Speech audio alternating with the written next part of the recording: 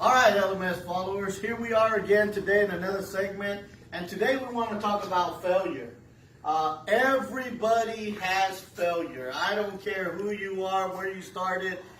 You can start riding a bicycle and you fell down 2 or 3 times before you even got it right. So all of us have attempted some type of feat or some type of project, and we have all had failure. The difference about failure is, are you carrying failure or are you climbing up the steps that you're learning from failure? So that defines a lot. I had an individual talk to me about failure, and he drew these pictures, and the light bulb went off, and that we need to talk about failure. Nobody wants to talk about failure because in school we learned that failure was not good. Failure was you were a dunce or you got an F, or but failure is part of the process of success.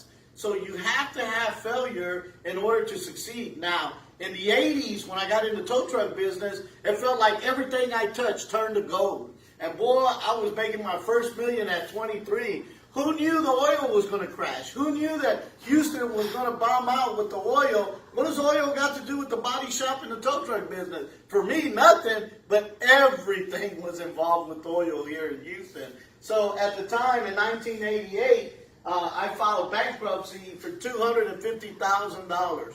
I went into divorce. I was in child custody. I got into all kinds of trouble in the 80s with failure. But not only my failure, but because of the economy that the oil sank in 1988. And a lot of people said, man, Sam, you've been in business a long time, since 1980. And so my failure in bankruptcy was $250,000.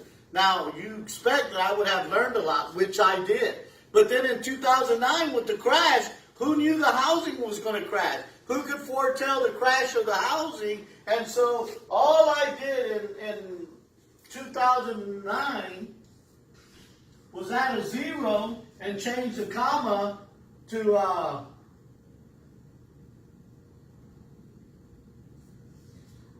the front of the 2, so now I'm $2.5 million upside down. So I tell my wife all the time, what's a 0? All we did was add a 0, babe. In the 80s it was 250. Now it's just $2.5 million. Boy, as soon as she walked out the corner, I like to buckle, and my knees buckle. I like to fall to the floor because I was carrying all the financial failure of 2009.